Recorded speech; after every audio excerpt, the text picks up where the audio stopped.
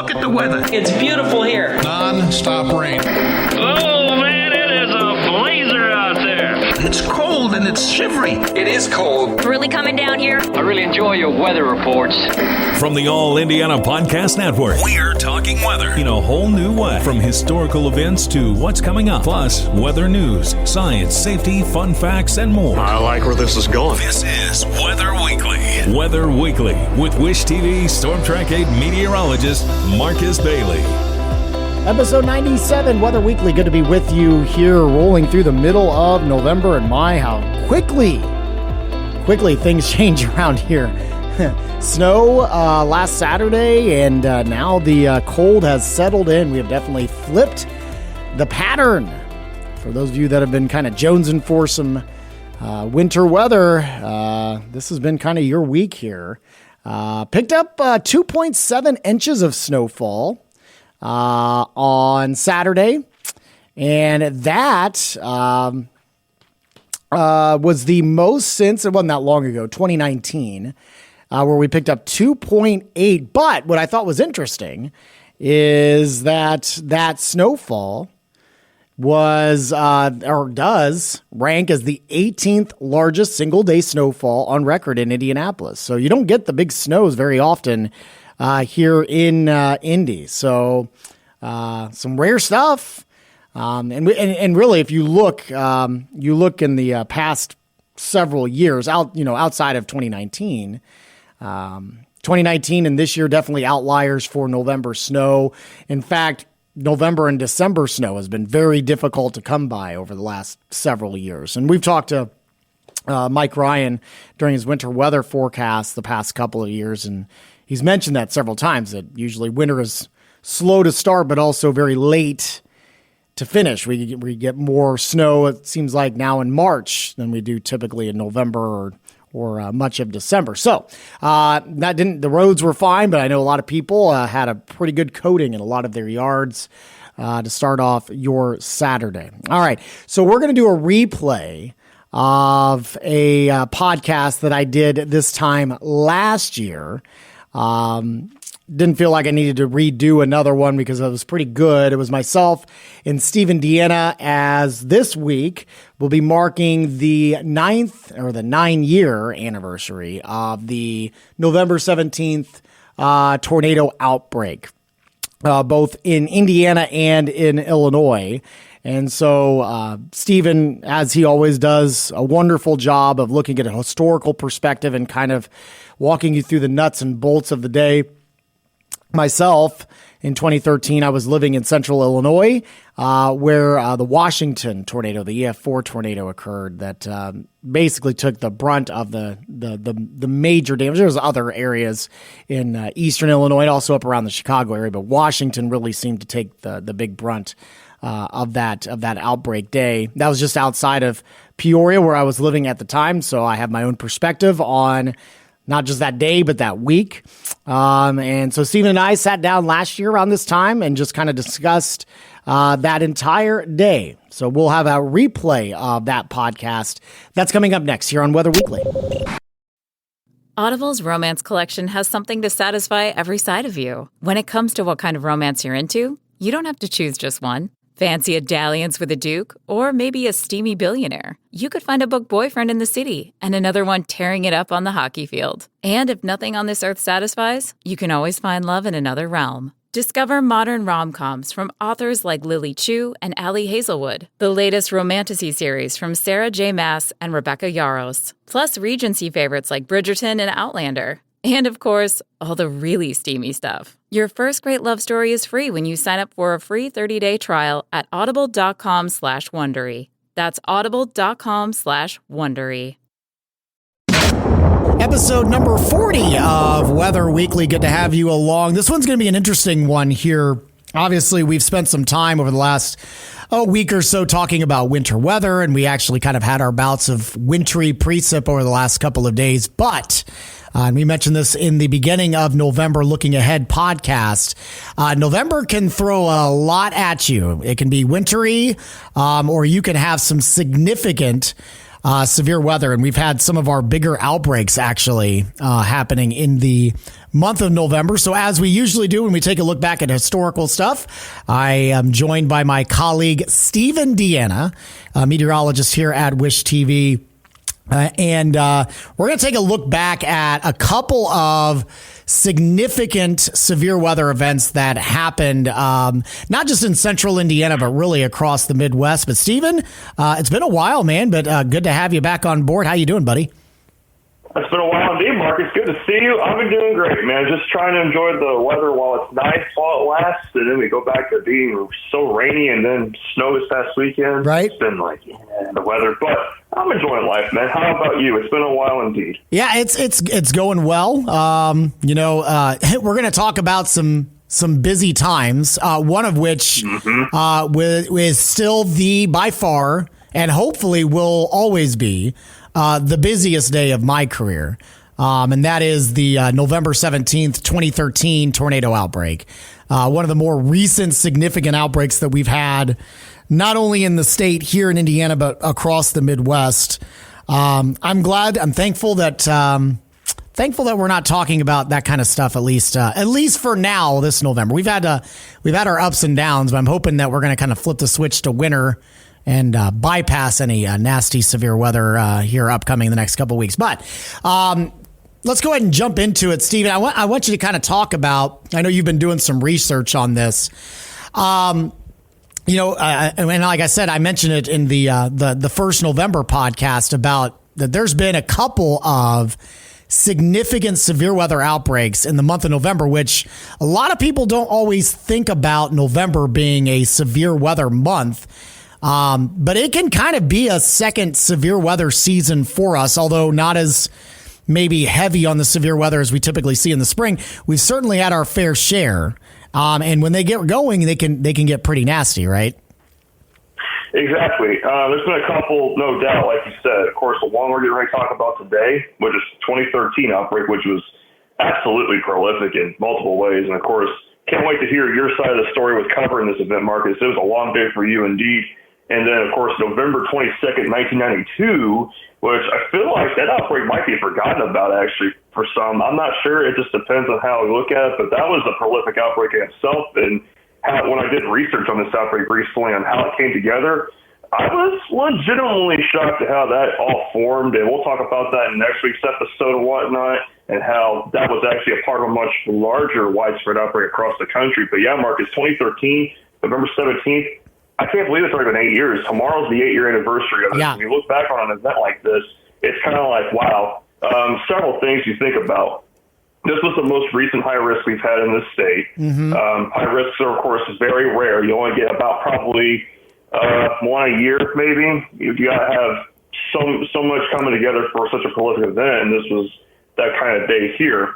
And there was no days in advance, Marcus.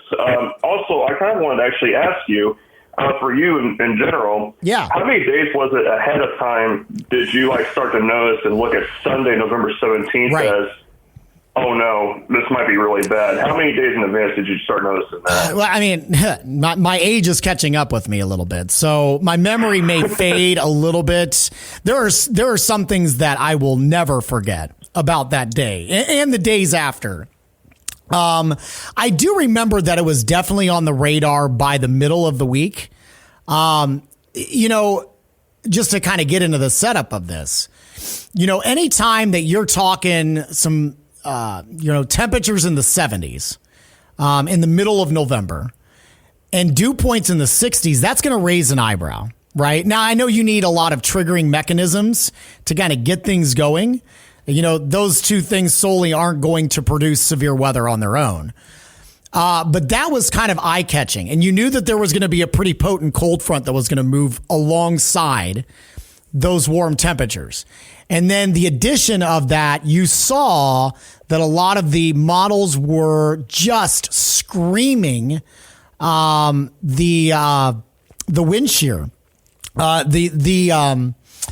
I want to say the low level jet was just incredibly fast. Somewhere to the tune of I want to say it was in that 80 knot range, maybe even higher, which that's way up there. And that's significant in spring. So in the fall, when you're deep into the fall, when you don't need a lot of instability to really fire off, strong, discrete supercells, the threshold is just much lower when you get into the colder season. That was pretty eye-catching. And so you knew that there was going to be at least some sort of severe weather. I don't think we really had a good handle on it until I want to say around Thursday night or Friday when they started kind of putting out moderate risks. 3 days out, that's always eye-popping. If the Storm Prediction Center is going to put something out that early, that high, then you know that there's going to be an issue.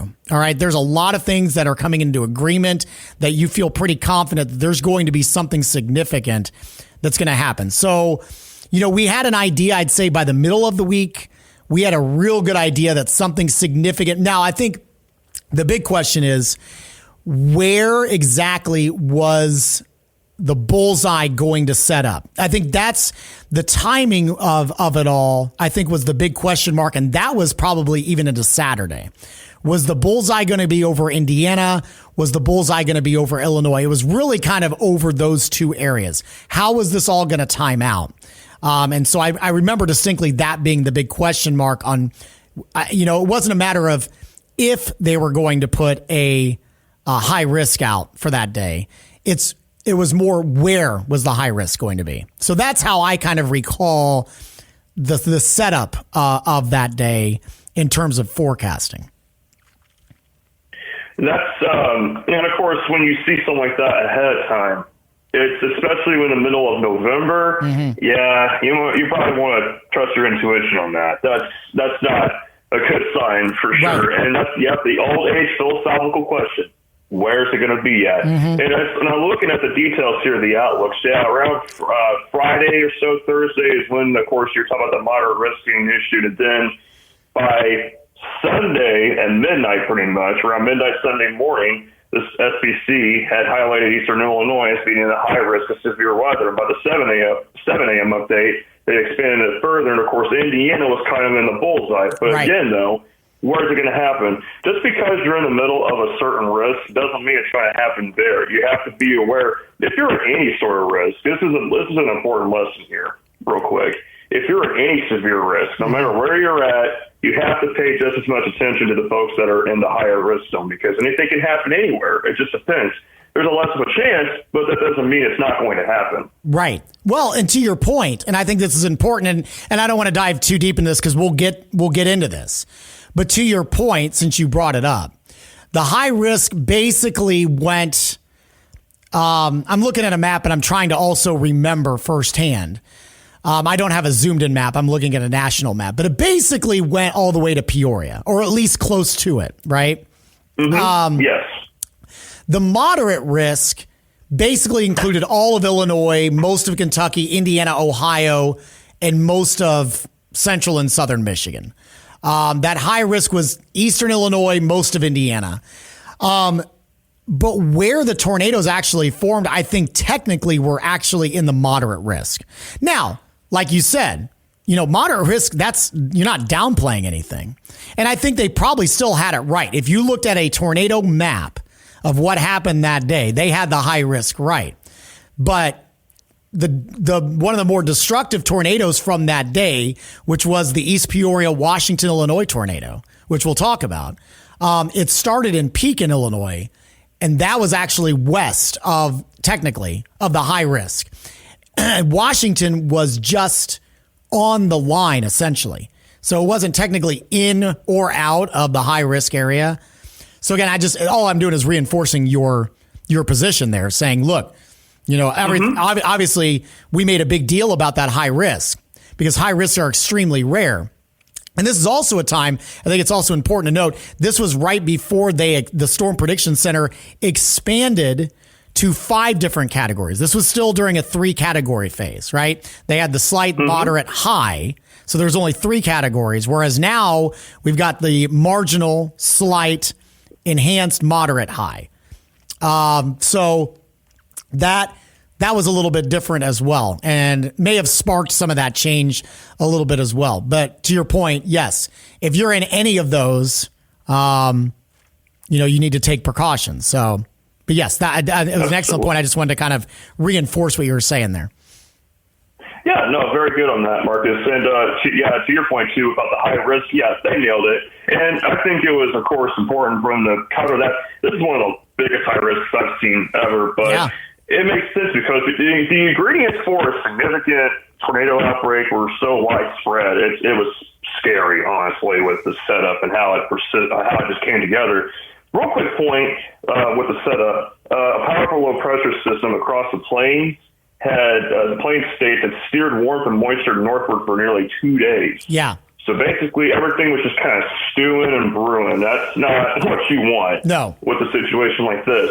And, of course, when that front came through to trigger everything, boom. I mean, it popped off in a snap of the fingers. Yes. Now, Marcus, so Sunday morning, kind of progressed things a little bit more now. At 8:40 a.m., I want to repeat that time twice because I won't get ready to say, for you folks especially listening, Tornado Watch number 561 was issued for most of Illinois, and they declared this as a particularly dangerous situation, which means there was a threat for several intense EF3 plus long-track tornadoes, potential for many reports of large hail over 2 inches in diameter and damaging winds in excess of 80 miles per hour.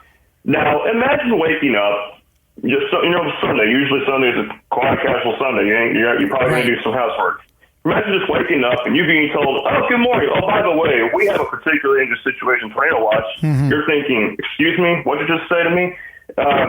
Waking up to something like that, not pleasant. Not pleasant at all. Of course, what ended up happening, or what was to come, was just a rude awakening because everything got kicked off kind of early, Marcus. This is actually before lunchtime overall. So for you, Marcus, what was kind of your start to the day like, and how did it kind of progress from there? Well, to your point, so you knew that the atmosphere was ripe, right? I mean, you just, as a meteorologist, you get that feeling.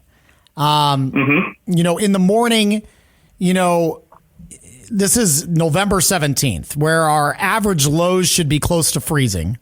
So when you're waking up at 7 or 8 o'clock in the morning, you should be frosty, in the morning. And then you get highs in the low 50s at that point. From what I recall, I want to say that the morning temperatures were already well into the 60s. And it wasn't just that.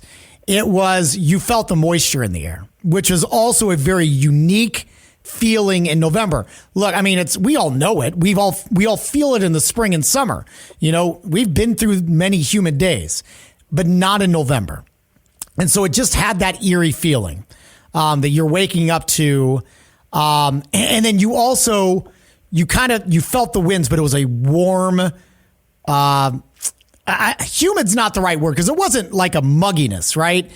But it had that kind of, I don't even want to. Noticeable? Well, yeah. I mean, it was damp. I don't want to go tropical. It wasn't that, but you felt moisture in the air, right? It was a warmer breeze that was coming in, and it had that smell to the air too. I think a lot of us, you know what that smell is. Like, it smells like it's going to rain, right? So you kind of knew you had everything together to make for what could be an active day. Now, could I imagine that it was going to be anything like what ended up happening? No, not at all. I mean, how many times do we sit through and we see moderate risks or high risks or anything like that? And I'm not saying that a lot of them bust, but you don't get like just these epic outbreaks kind of things. Not where I live, and I think that's where it kind of hit home. You and I have covered extensively some of the outbreaks that have happened in Oklahoma, certainly in Alabama. But to cover that in your own neighborhood, that community that you're a part of, it was weird. It was a very weird and eerie feeling, waking up that morning knowing that it could get pretty violent within just a few hours. Yeah, and that feeling is never. I've had that feeling Maybe a couple times in my life where it's like, oh, geez, I kind of felt that, for example, on March 28th last year when we had the moderate risk in Illinois and we had the enhanced risk. I was near the significant tornado threat. I'm thinking, I feel like Illinois is going to bust. I feel like we're going to have more here in Indiana because sometimes it ends up working out like that. Sometimes, unfortunately, it ends up being like that. But especially when you're waking up and you're with a threat like this in your own backyard. And for you, Marcus, of course, with having to be at work and you leaving home, you're thinking to yourself probably, is this the last time I'm going to see my house standing? Because it's kind of one of those situations too. But you don't want to get that in your head because you have a lot on your plate. Correct. You don't want to focus. You can't focus on outside distraction, and it's tough to have to do that because you're in such a volatile situation. You're talking a threat for strong and violent tornadoes, and they could be on the ground for dozens of miles. And very fast movers. These storms are moving very fast on this day too because of the winds aloft. It's a real challenge, and I'm sure for you, Marcus, once you were done with this day, I'm sure you were just mentally beyond exhausted, like you never imagined. It's exhausting. I had already at that point covered my fair share of tornadoes, but nothing to that magnitude. But it's emotionally draining. I don't know if the day in itself. I wouldn't say that day was longer than the longest day I still think I've ever had. Covering severe weather was the Kokomo outbreak that you and I talked about back in August. That's in terms, and I'm talking strictly time, okay, not magnitude, but time. The amount of time we were on the air without any breaks or anything like that. This one was because of, and you mentioned it, the speed of how quickly these storms were moving. It really happened in a matter of minutes. Before it then basically became a news story. And once the severe weather is out, you hand things over to news and they'll have you jump in a little bit and talk about what had happened. But there's nothing for us to cover once those storms move out of our viewing area, which happened extremely quickly because no joke, these storms were moving 60 to 70 miles. I mean, they were traveling as fast as we drive on the interstates. I mean, within a matter of 3 hours or less, these storms that formed near the Peoria area were already up and around Chicago. It is about a 3-hour drive from Peoria to Chicago, and within about 2.5 hours or so, those storms were in Chicago, which is out of our market. So it shows you how quickly, while it was coming in hot and heavy, how quickly it really wasn't a weather story anymore. It was a news story. Now, to your point, that's time wise. Mentality, it is. You and I have both seen it before, but I never experienced it until that day. Looking at radar scans and seeing that debris ball, and knowing exactly what it means. Right. So, I mean, I've seen that. Watching James Spann down in Alabama, or I've been watching in Oklahoma or any other severe weather coverage, be like, oh my, I'll pull up my own radar and be like, oh wow, that's a big debris ball. But now you're covering roads that you travel. You're covering a neighborhood that my wife grew up in. I've got her family that lives in and around the area. I've got friends that live around here. That was one of the more sinking feelings that I can ever recall, not just career wise, but in life in general. Because as a meteorologist, when you're watching other severe weather coverage, you get that sinking feeling, but you're a meteorologist, and so you kind of have to kind of stay. You're more interested in the science when it's not directly impacting you. And I don't want to make it sound cold, but I know that there's people that are being impacted there. But it just seemed it brought it much closer to home, right? Because it was happening at my home.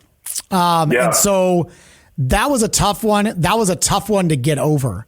8 years later, it has. And you and I have had talks about this when you were interning here and even your years working with us. I was a big as a severe weather geek as anybody, and I still am. But I don't get excited for it. And I've talked about this on numerous podcasts before. And that day changed me a lot because of the impact that it had to people that I knew, people that I was friends with, to my wife's hometown, something that she was familiar with. So, it was a long day, maybe not time-wise.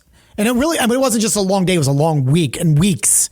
It was something that we just didn't cover that day, but it went on for days and weeks and even months because the cleanup was so extensive. Yeah, and that takes a toll on you. And for me, it's like, yeah, when I cross that bridge and having a day like that, I'll know exactly what you feel like because, yeah, you're talking your personal life being affected. You don't know if, you're just wondering and you're thinking, geez, did they make it? Does my family okay? Do my friends make it? You start it starts getting out of control in your head. But again, when you're in that situation of covering it, it's hard to stay on task at that point, especially when, like, for instance, James Spann had the EF3 basically hit his neighborhood. Right. And even the best of the best, they get affected by it too. We're all human, and you can only stay solid for so long. That's what makes it a real challenge. When you're talking a historic event that's impacting your personal life, it hits you. It can change you. Like you said, Marcus, it really can change a person. It changes your perspective on things. You take time a lot more seriously. It can happen to you like that. You kind of cherish things a little. You kind of hold things a little bit more because you're thinking, gosh, a day like this it could change things so fast. All it takes is one tornado. And I'll quickly, of course, talk about the Indiana stuff here in just a moment before I kind of want to have you walk you through your day of severe weather coverage and what was kind of going through your head tracking, especially the Washington tornado. Mm-hmm. Washington, Illinois, I do want to say this real quick since I'm kind of brought it up real quick. This has to be probably among the most violent tornadoes I've seen happen in November. Mm-hmm. With it being borderline EF5, there's never been an EF5 in the month of February, or should I say, I think it's either February, November, or January and November. There's only 2 months in the year that I've never seen an EF5. This was certainly highly close, and we'll talk more about that as Marcus kind of talks about tracking the tornado. But Indiana was significant too. Now, I personally don't. I remember this day a little bit. My dad was watching, actually, Chicago Bears were playing that day. It was Sunday. NFL was probably week 11 or something like that. And my dad was actually, the Bears game was on in our viewing area, so he turned it on. And at one point, they actually had to take shelter because I think it was the same storm that had the Washington tornado came all the way to Chicago. It was, yes. Okay. So I was correct on that. Thank you for confirming that for me. We had our fair share of activity, though, here in Indiana. Maybe not as violent as the tornadoes in, of course, Washington. We had some strong tornadoes there ourselves. Of course, there were 30 tornadoes in Indiana with dozens of more in other states, of course. This was a widespread outbreak. This wasn't just Illinois, Indiana. You had tornadoes in Kentucky. I'll briefly touch on those. Northwest Ohio.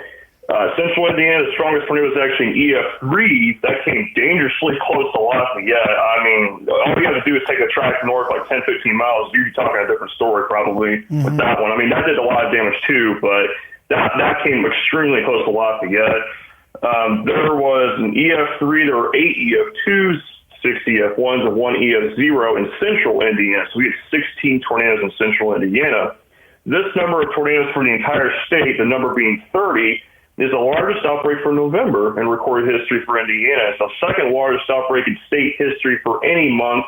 The only one that's ahead of that, Marcus, June 2nd, 1990, with 37. Wow. Yeah, very, very impressive. Yeah, I know. Wow, indeed. Now, here's the good news, though, about Indiana. There were no fatalities. That, unfortunately, cannot be the same set for other areas, though. Of course, again, I'll touch on that here in just a moment. I want to quickly talk about the strongest tornado in Indiana, just to kind of briefly touch on it. So it was on the ground. No, that's not the right one. Scrolling up just a little bit. Here we go. So this tornado basically touched down just southeast of Lafayette. Again, like I said, take that truck about 10, 15 miles northwest. You're probably talking a whole lot of a different story. It'd be disastrous. 39 mile path length. caused structural damage to a Volsta Pine factory. I probably said that wrong. And a Subaru plant, both southeast of Lafayette. Of course, moved out of Tippecanoe County, went into Clinton. Carroll Cass moved to just northwest of Young America and moved through the county at EF2 Street, caused extensive damage to several homes. But thankfully, again, though, there were no fatalities. There was actually a tornado. Speaking of Kokomo, there was a tornado actually near Kokomo, and my friend, I got a friend named Josh who I went to college with in Ball State. Okay. He actually had the tornado come very close to his house. He said you can literally see it in the field nearby. So I thought, wow, that's incredible. And that's not a pleasant sight either, having a tornado that close to your house. Right. It's unnerving. But, yeah, Indiana has a fair share of activity, and we got pretty lucky here in Indianapolis. I didn't even know we had a high risk of severe weather. I was 15. I didn't know much about different sites like that. It would be a couple more years before I found out all about this weather stuff, because even then wasn't sure about my career path. But so let's go ahead and kind of transition to Illinois markets. Yeah. Of course, we're coming up towards 11 o'clock a.m. Central Standard Time. Yes. I want to make that note clear, too, because since we're talking about, since you're in Illinois Central Time. So the Washington, Illinois tornado forms pretty much right at the top of the 11 o'clock hour in Illinois. What's kind of the situation brewing into that, and what does it end up looking like from there? So I'm going to throw a lot of names out here of towns that basically are bedroom communities of Peoria, essentially, okay? So we're based out of Peoria, Illinois. Our station is just north of downtown Peoria. And if you've been through Peoria, downtown, it reminds me very much of kind of a smaller version of Cincinnati. It's right along the Illinois River. The whole downtown is basically along the river. It's a beautiful little downtown. But you've got some of these bedroom communities. Pekin is one.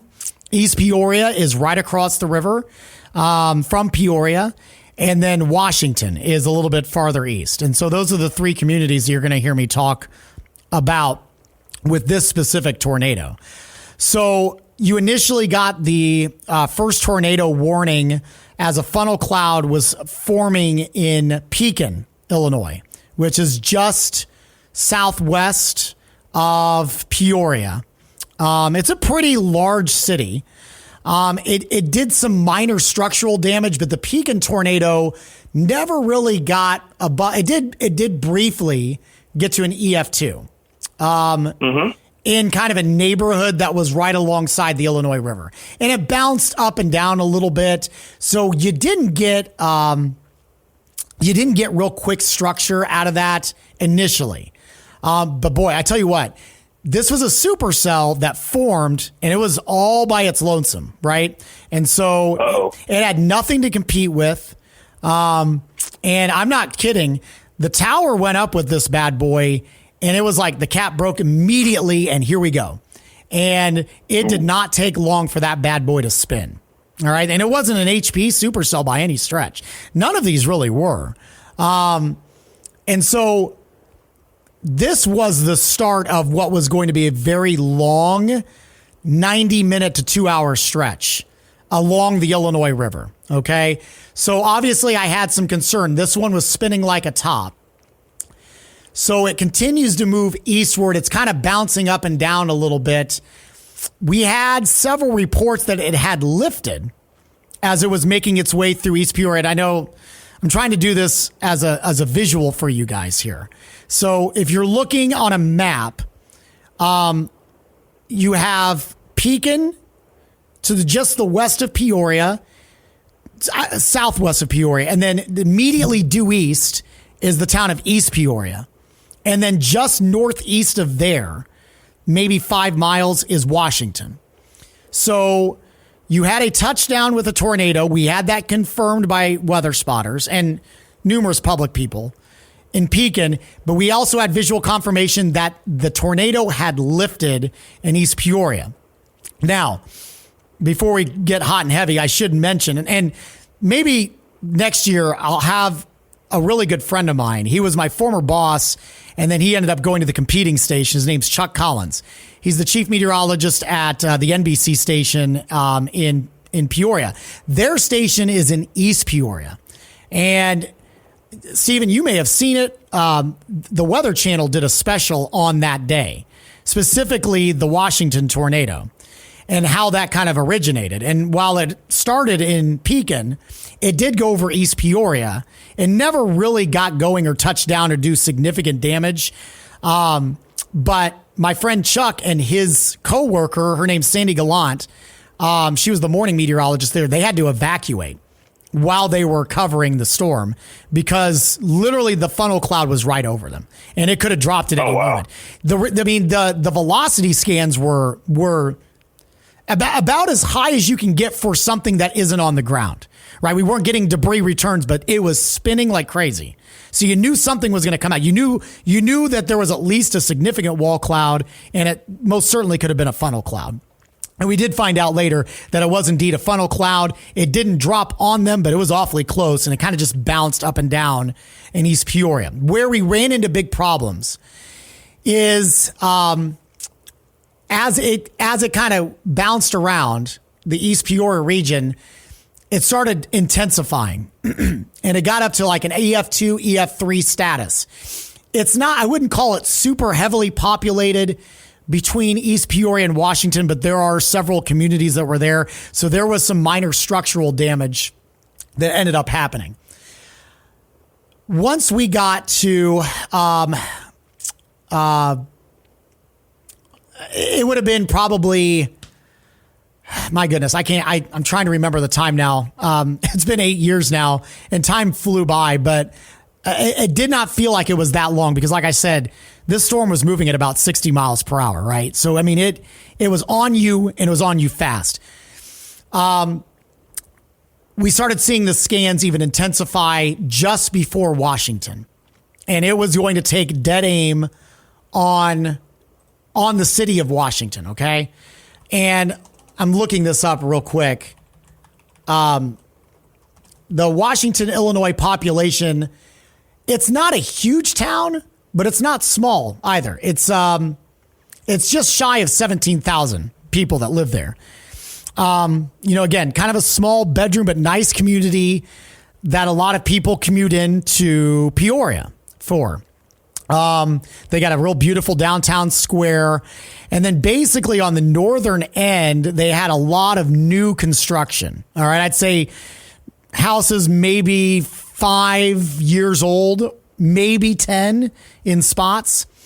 And so this was traveling north and east, and it hit EF4 status just before Washington. So now we didn't know that at the time, right? We just know that there was a severely strong couplet on the velocity scan that we saw. So we weren't 100% sure that it was up or down still because we had been hearing conflicting reports in East Peoria. It's down, it's up, it's down, it's up. And now we know that it bounced a lot in East Peoria. It did not just stay on the ground. Even though it was intensifying, it was bouncing. So we weren't really sure if this was on the ground or not. But obviously it's going through a populated area. So we're stressing, please, please, please get in your safe spot. It was at that point then it starts getting on the west end of town. So people that are familiar with Washington, there's a Walmart on that west end of town. And you start getting into some businesses out there. I think there's like a Kroger out there as well, and some shopping plazas before you start getting into residential areas. There were people in that Walmart. They sounded the alarm. It literally just missed the Walmart to the south, crossed over, believe that's US 24, crossed over that highway, and that's the main stretch of road that goes through the heart of Washington, and then it rolls right through several neighborhoods that are on the north end of US 24. It was at that point then that we saw the velocity scan and we had a clear debris signature. There was no question about that. You were starting to get some of those deep blue colors, as opposed to the bright green and bright pink together. Now we were starting to see the blue. So we knew that was destruction that was taking place.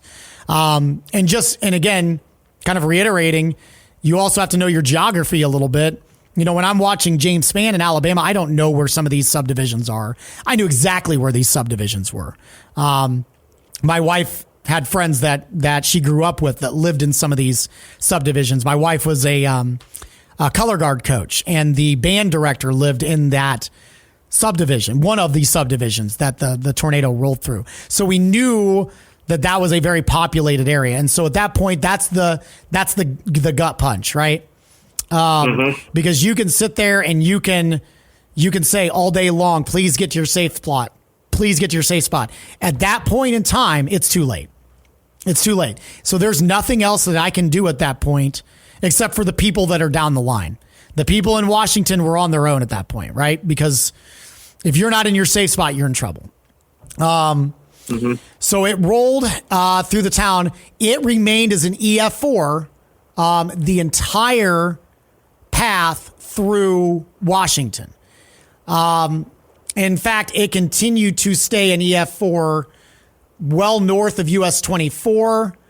It didn't get really downgraded until it got into the northeastern part of Tazewell County, which is very rural. And once it got north of Washington, it kind of opens up a little bit. It's very rural to that point. So you didn't have as much destruction to residential or businesses. So it continued down on its path. But when it was all said and done, you had 125 injuries. You unfortunately had one fatality out of the Washington tornado. It was a man that went outside and tried to videotape the tornado coming through. And unfortunately, he lost his life because he was trying to videotape that. So I remember that distinctly.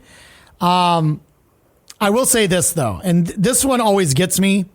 And I know that we are a very science-based, podcast with this being weather. But what was interesting about that day is that there was only one fatality.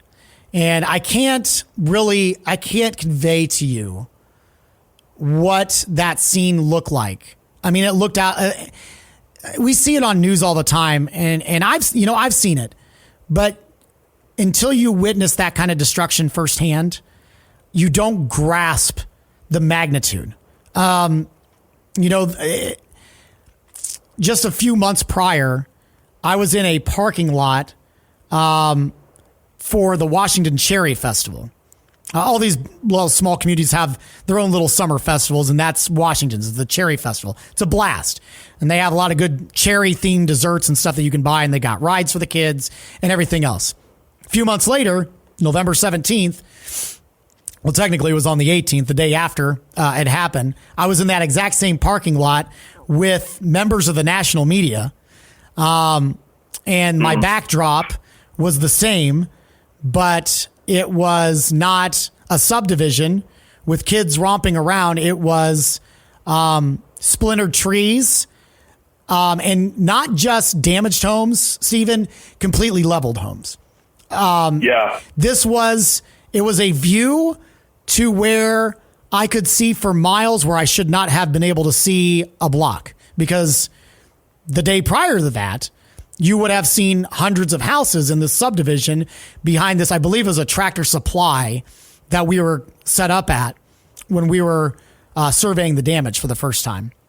And I could see for miles. It looked like farmland.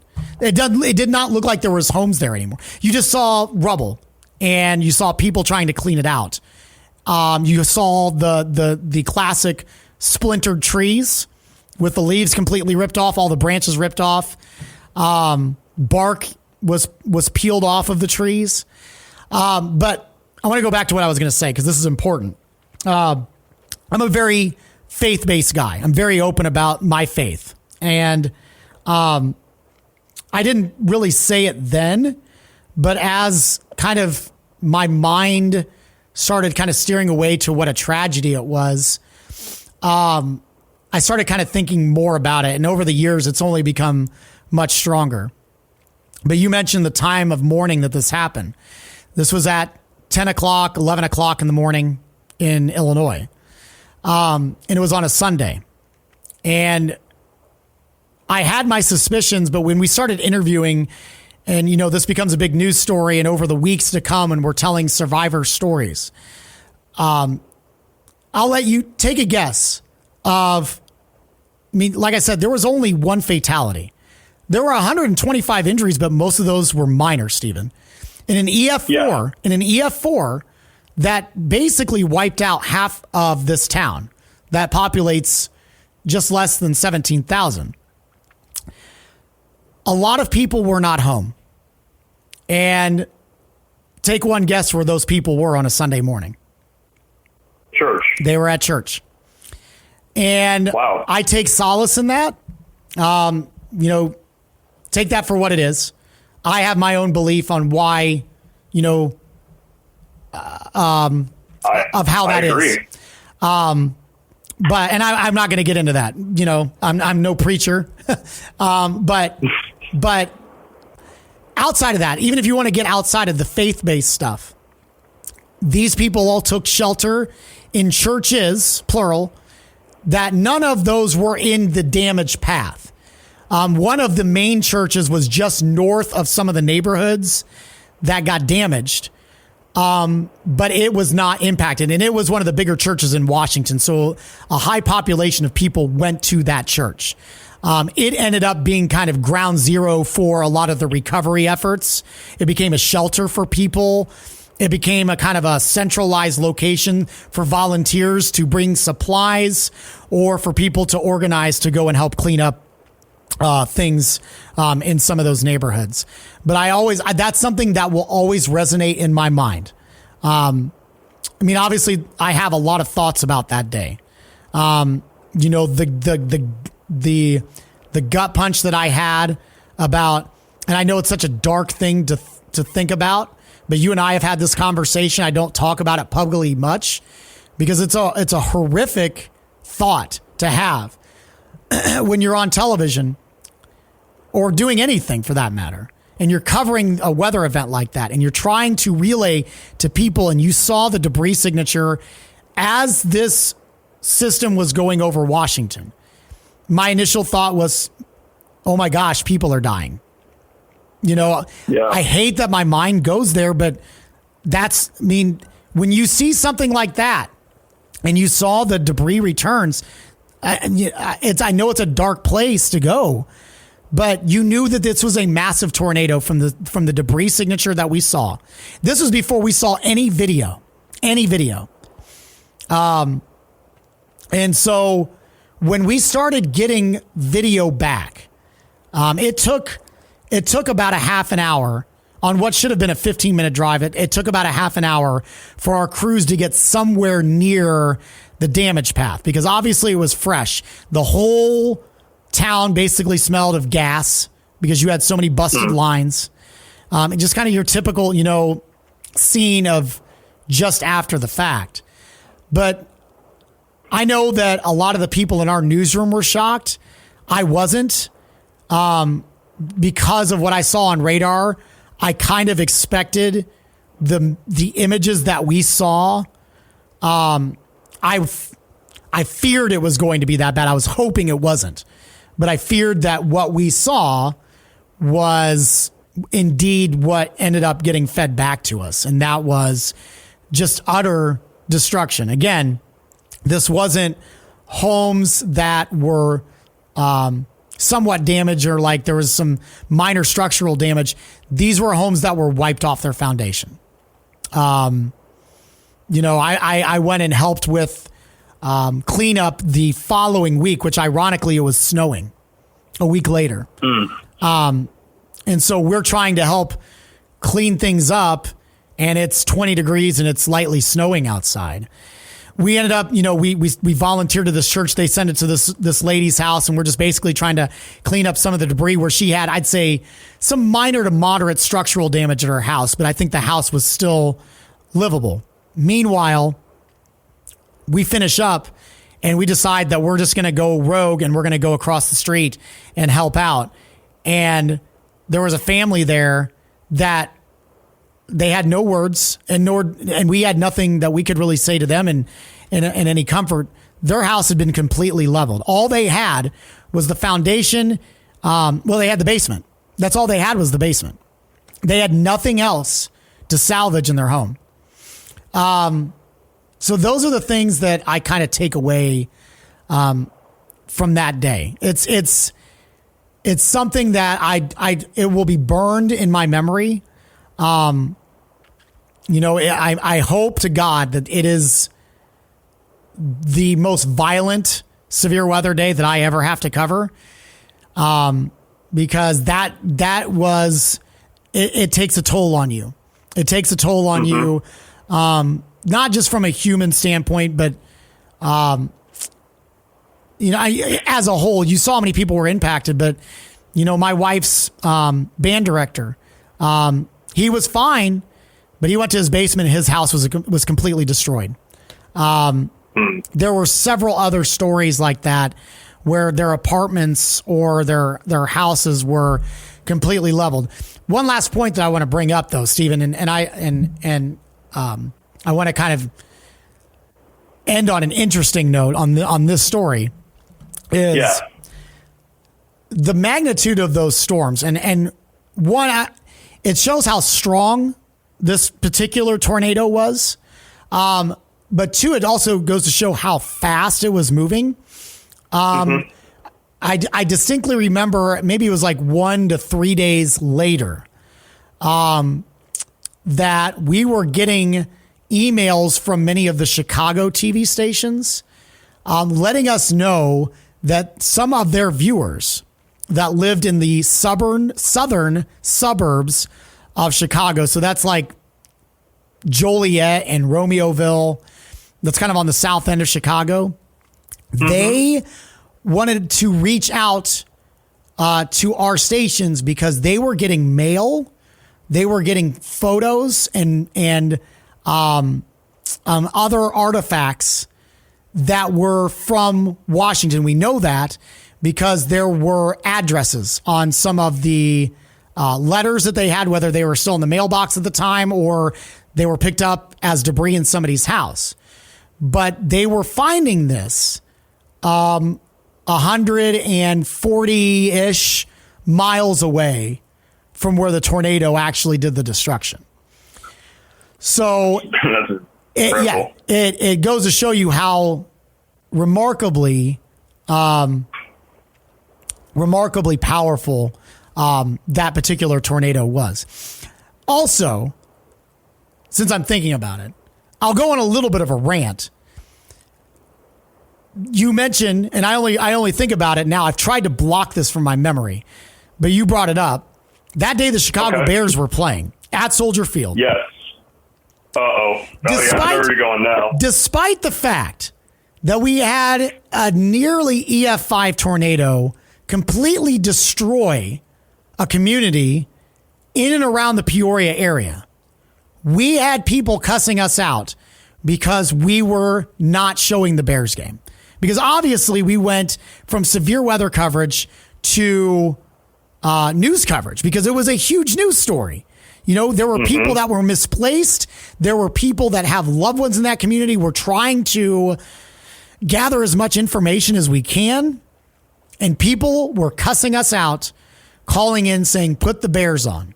Ironically, they ended up canceling the Bears game. They didn't even finish the game because they had to evacuate Soldier Field for the same tornado that created all the problems in Washington.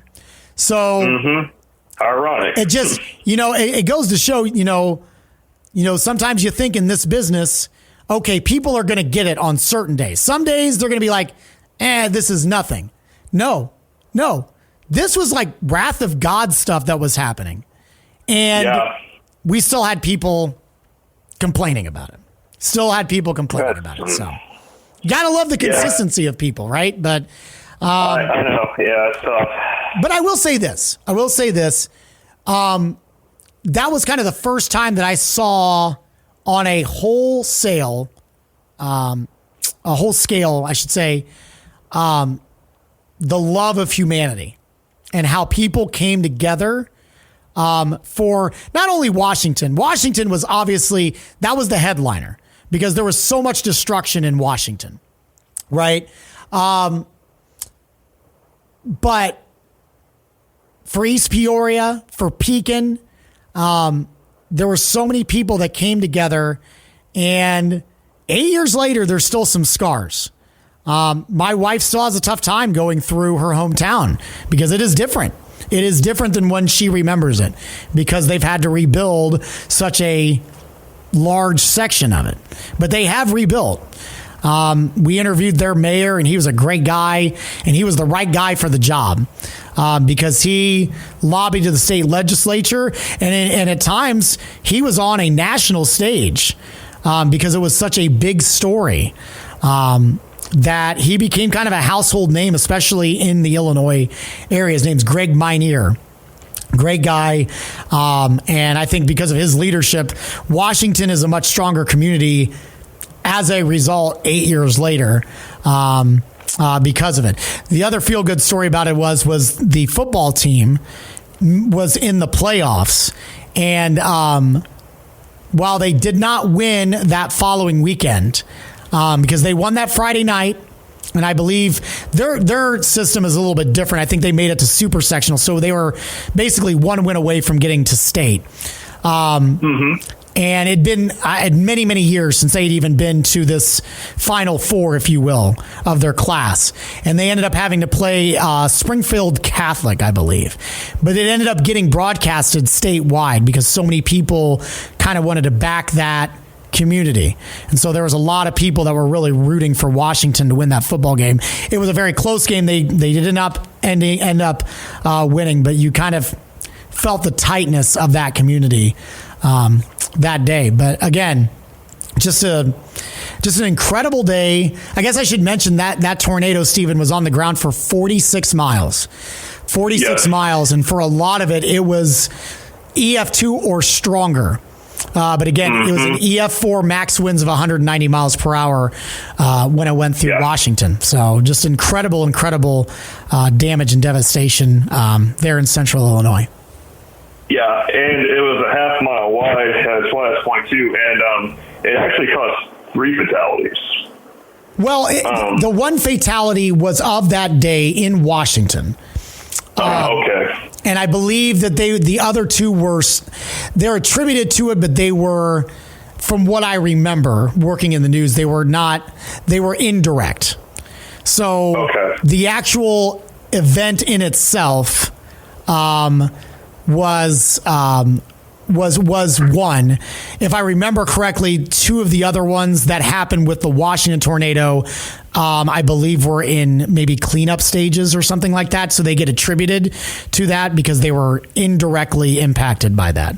But in terms of the actual event, I think it was just the one. Gotcha. I gotcha. Yeah, and that was such a destructive tornado. Kind of actually also came really close to the town of Roanoke, which ironically was hit by a violent tornado almost 10 years prior to that in July of 2004. But yeah, a couple of things I want to kind of quickly mention before I kind of quickly wrap this up for us and talk about the other significant tornadoes in kind of a quick fashion. Back to the church thing. Yeah, Marcus, I'm right there with you about faith. I'm pretty much right there with you with that and my stance on it. I'm not going too much in depth about it, but that's pretty much an act of God that everyone was in church that day. Right. Not everyone being at home because of what the tornado did. Like you said, you're talking homes that were completely destroyed. I mean, nothing standing. And that's just incredible with how the timing was just, it seemed to make things, I don't want to say better, but it seemed like it was just, it basically kept things from being more disastrous, I guess, with the fatalities. I mean, it's how you pretty much take it, but... You're right. The scary thing about it was, when you look back and, you're always going to look back, oh my gosh, if this would have happened 3 hours earlier or 3 hours later when people are trying to watch the Bears game at home and church is over, the problem always was the sheer speed of that storm. 65 to 70 mile per hour movement, not winds, movement. That's how fast that storm was moving. So as soon as the warnings were coming out, it was like, you've got to go now. You've got to go now. A drive from East Peoria to Washington should only take you 10 minutes, but that's driving at 40 miles per hour. This was going 70. Right. That's going to take about 6 to 7 minutes. That's correct. Yeah, it's going to be a 70. Gosh, that's just so fast. Literally, it's going to be in and out of your sight in about a minute, maybe at most. I don't know. I mean, not even a minute probably with how fast that thing was moving. But also too with the game getting interrupted. Yeah, I don't understand how. I'm not going to go into depth with this. I don't want to get in trouble, to be honest with you. But I think the same thing happened not too long ago. Do you remember the outbreak in Southeast Missouri back on October 24th? Yes. You had the San Francisco 49ers playing the Colts in what was a deteriorating weather condition game. You had the load of rain and wind coming in from a powerful system, and you have potentially deadly tornadoes hitting near Fredericktown, Farmington, Missouri, St. Mary, Missouri, and people are just complaining as long as the day goes with the game being interrupted. I'm thinking you have potentially violent tornadoes at night. Look, this is ridiculous. They go back to Dayton, the Dayton, Ohio tornado with Jamie Simpson. Yes. And this was before the Dayton tornado happened. But it's just crazy. But that seems like a loud minority. But like you said, Marcus, there is decent humanity. There is a good side of humanity. Like you talked about with how everyone kind of rallied together for Washington. That was absolutely great to hear that they were able to. Everyone kind of came together and just be stronger and more friendlier to, just like strangers becoming friends and whatnot, just really building things together to help this town build back stronger, which is always a great sight to see. And with the high school team too, that was cool to hear as well. Yeah. Although they didn't win, everyone was kind of rallying together for Washington, Illinois. Great to see this town kind of rebuild, I should say, after such a disastrous tornado. But yeah, we got to do better than that, people, with the complaint on the air. I mean, come on, listen. If you have a tornado, take the same tornado put through Indianapolis, I guarantee you there will be way more than 3 fatalities. I hate to say it like that, but listen, it's such a busy city, it would scare the absolute hell out of me. Excuse my language, but it would. Right. Because I live on that's my fear. A tornado like that hitting this city, and we're not immune. Marion County does have a troubled history. We've had 2 violent tornadoes in the last 40 years. Yeah, it's within the last 40, 45 years, but still, it can happen. It can happen. Mm-hmm. Everyone's focused on if. It's a matter of when. That's the scary thing about it. And, and this isn't like trying to dog on people or anything. I want people to be educated. I want people to, learn stuff, not be scared about it, but learn about it and understand it and have a sense of it, a better sense of it, and always having a plan ready when you're under a risk like this, because it can go off the rails just like that. Yes. Thankfully for me in my career, I kind of tracked a strong tornado with Ashley. I'll tell you what, Marcus, I was a little scared. The debris signature was huge when in Jay County. That thing was large. I thought, oh gosh, that's big. But the bottom line here is, when you go through an event like this, like I said earlier, your perspective on everything changes, outlook on life changes.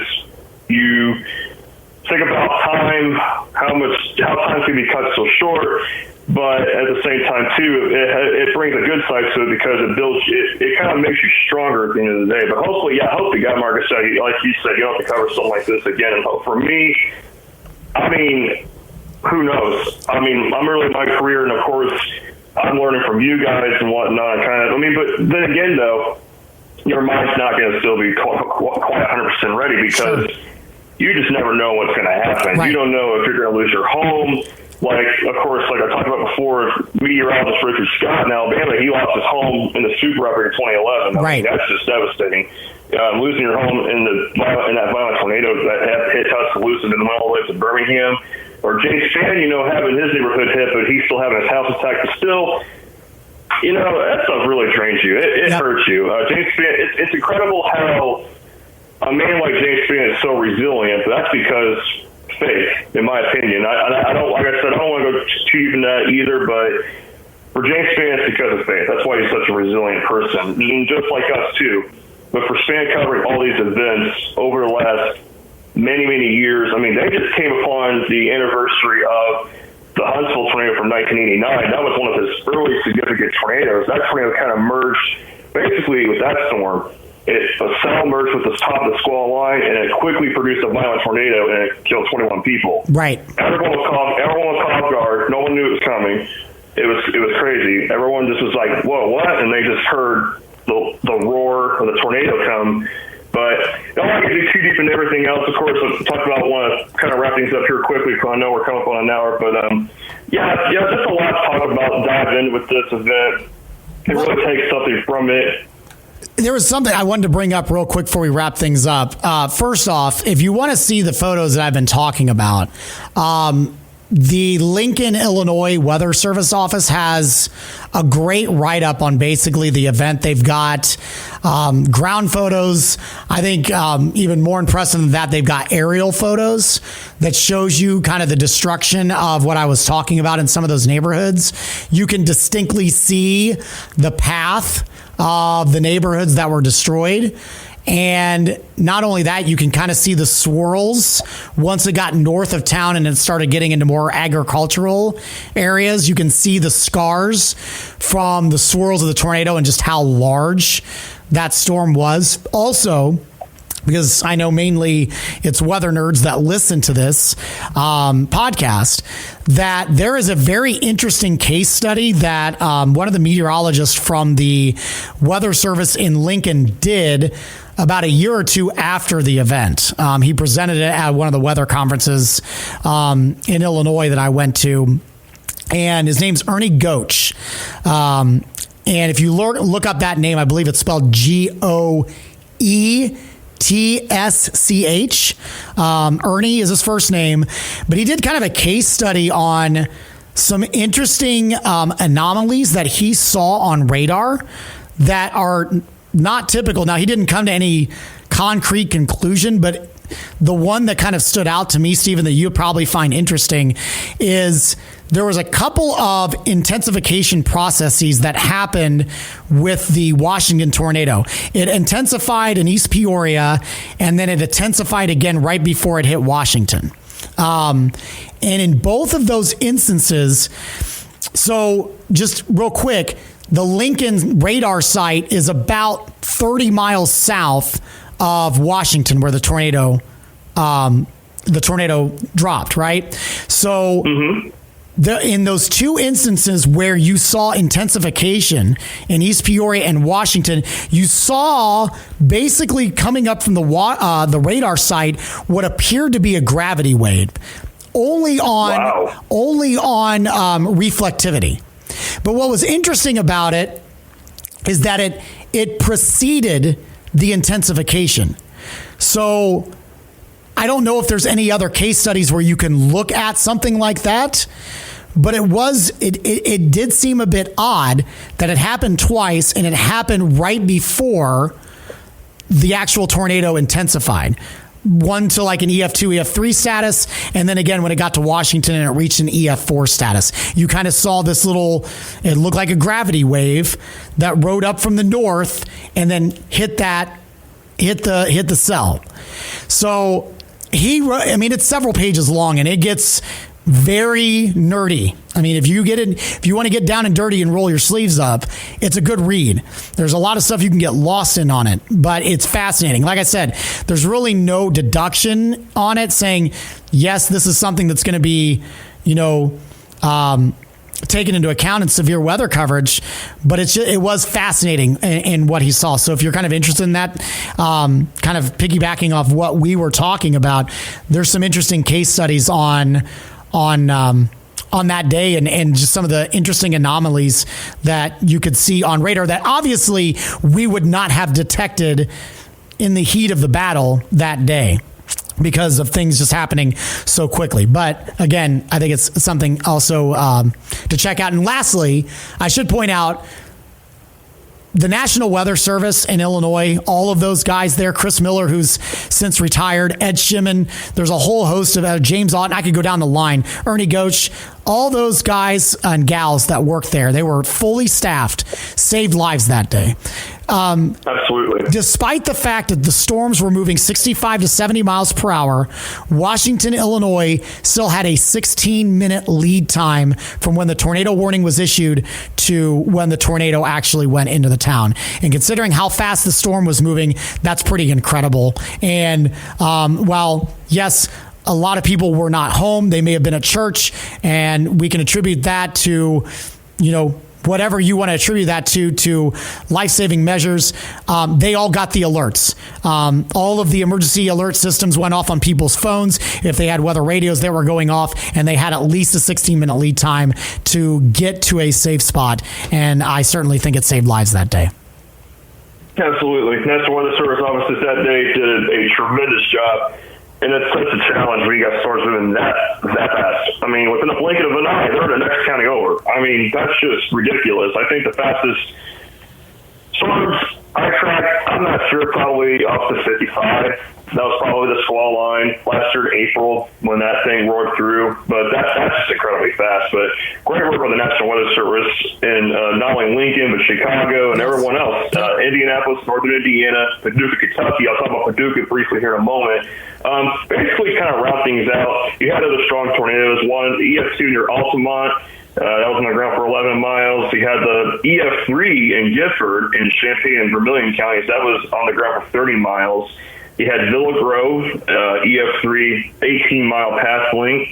You had a strong tornado in Westville, Illinois, path length with 19 miles. There was another violent tornado, much shorter lived than the Washington tornado, but it was near New Minden to Hoyleton in Washington County, not the city. This caused 2 fatalities, unfortunately. It was a 10-mile path length, but was on the ground long enough to cause violent damage.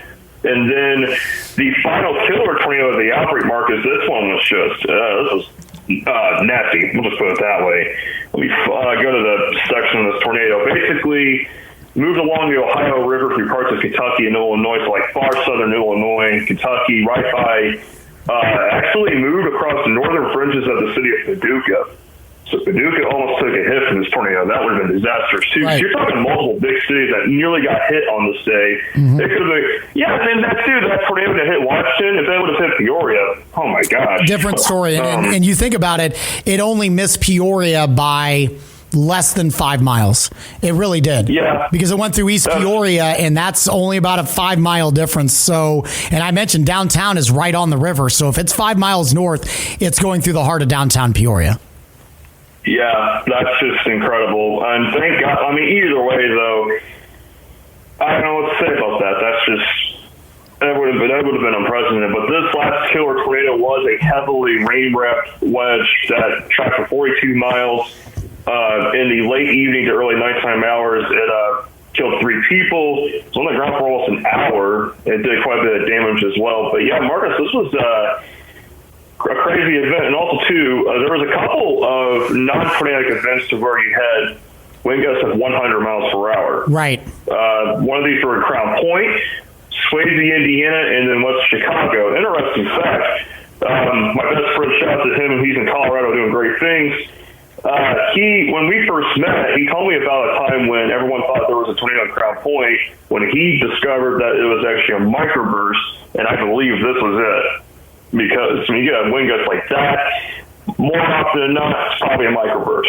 Because a microburst is scarily enough, invisible downrush of air that can go up to 100 miles per hour, and it can be maybe a couple miles wide in general. Right. So, yeah, you had some powerful wind gusts, and then, of course, the snow after that, which interfered with debris and recovery and all the debris cleanup and recovery efforts. So that made things hard, like you were talking about. I can't imagine how that was. I'm sure you were just like, when does this end? When does this end? Because you're talking like right after a violent outbreak like this, snow falling, and you're trying to help people out. But eventually, as you said, Marcus, everything came into, and everyone was okay Everything got rebuilt. And great to see everyone recover from this. But, of course, definitely a stain in people's memory of how quickly things can turn disastrous. That's correct. And more than anything is that you need to have a plan any time of the year. I'm sure you can ask anybody that lives here in Indiana, certainly in Illinois. Can you expect tornadoes in November? They probably would have said, not like that. But that changed a lot in terms of severe weather safety. And unfortunately, as a society, we are a little bit more reactive and not proactive when it comes to that kind of stuff because, we don't really worry about stuff until it happens to us. And I'm not, that's a general rule. And I think I'm guilty of that in other aspects as well. But that changed a lot of things that day. And obviously, people are highly sensitive. I remember for about a year, they delayed publicly testing the tornado sirens in Washington because of triggers, basically. People were extremely sensitive to that. People had a lot of stress for a while. My Facebook feed was lit up with anytime we had severe weather threats. I spent a lot of my time trying to calm people down, which I had no problem doing.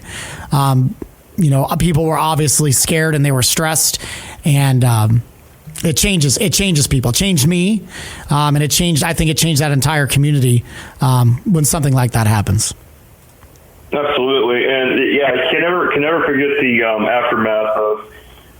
People can legitimately get like PTSD from this. There's a phobia for tornadoes too. I don't recall the name of it, but it can really hamper people a little bit in certain ways. And we gotta be there for one another, basically. That's right. Don't want to let people suffer by themselves.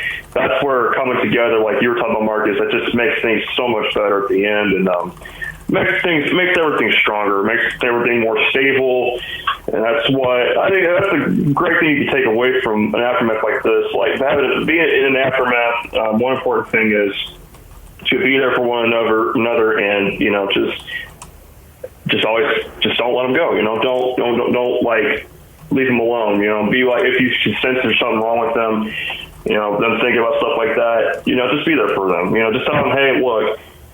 You're going through something like that, but listen, we come out stronger at the end of it. We know what to do next time. We know how to be prepared. And, we learn something from it. You take away a lesson from everything, no matter if you think you do or not. That's the crazy thing about life. You learn something from anything. It doesn't matter what it is. Some people will say, you don't learn anything from this. No, that's not true. Yep. You do learn a lesson from everything. Even if it's the really, really bad stuff like this, you do. And it's not always you learn stuff that's bad. You learn some really important key life lessons. That's right. All right, Steven, thank you for your time, man. I appreciate you kind of walking us down all of the nuts and bolts on what happened on a very historic day, obviously for me in Peoria, but I know my story was kind of lengthy because I was there, but obviously it was a significant day here in Indiana as well, so I appreciate you joining us here. Hey, you're welcome, Marcus. Thank you for having me on, and thank you for all your perspective on this whole event, especially for those who are up and coming in the broadcast world. They get an idea of what it's like to have to go through something like this, just to kind of get them mentally prepared for something like that. But thank you, Marcus, for your talk on this overall, and it was great to break it all down with you. I'm looking forward to next week's episode as well. Absolutely. We'll have him on next week talking about the other tornado outbreak that happened in November as well. All right, we'll have your full weather forecast for the week of November 15th. That's coming up next here on Weather Weekly. All right, look at your forecast as we roll into the middle of the month of November here.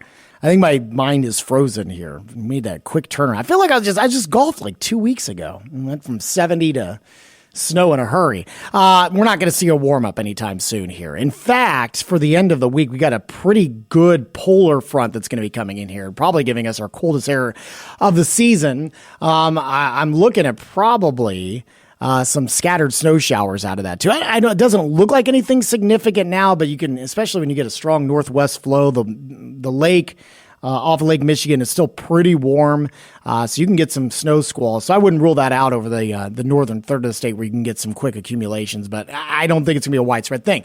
The story really is gonna be the highs Friday when this front moves through. We're only in the mid-20s, probably more important than that. Wind chills Friday morning as you're gearing your way out the door for work or school, probably going to be between 0 and 10. So some really nasty air for this early in the season. You're talking, mid-20s. We never average that for a high, but, those are numbers that you typically see in the dead of winter, January, parts of February. So really, really early season blast of Arctic air coming in. I think the weekend's dry will modify a bit, but still below average. Again, keep in mind, for this time of year, we should be into the low 50s for highs. We're probably going to be barely out of the 20s, so low 30s both Saturday and Sunday. It does appear that we kind of climb the ladder a little bit, maybe sneak a little bit closer to average for the holiday week. Still in the mid and upper 30s on Monday, but I've got us into the mid 40s by Tuesday, and I think we kind of hover there. We may sneak into the upper 40s by midweek, busy travel day for Wednesday and Thanksgiving as well. It's still a little early to tell about precip chances. The pattern is somewhat active here, so I wouldn't rule things out. Something to keep in mind. We'll keep you updated as we get a little bit closer to the midweek and the holiday next week in next week's podcast.